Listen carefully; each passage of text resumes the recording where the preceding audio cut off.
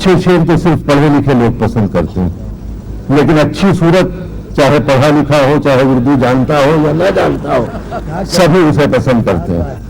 हमारी फहरिस्त में मोहतरमा तेजंगर अदा का नाम शामिल है। मैं उनसे इल्तिमास कर रहा हूं कि आए और अपनी शख्सियत और अपने कलाम की रोशनी से हमारे जज्बे शौक को आसूदा करें। कट जाए सारी उसी बेवफा के साथ, शुक्रिया। कट जाए सारी उसी बेवफा के साथ,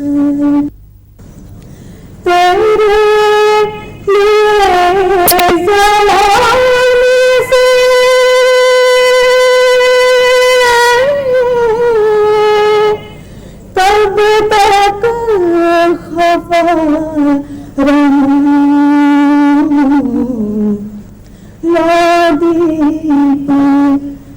लड़ेगी कहाँ तक हवा के साथ, लादीप की लड़ेगी कहाँ तक हवा के साथ।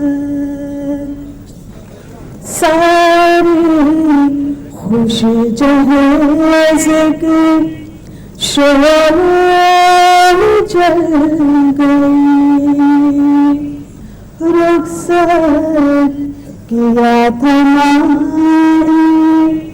कैसी दुआ के साथ, रुखसत। शुक्रिया, शुक्रिया।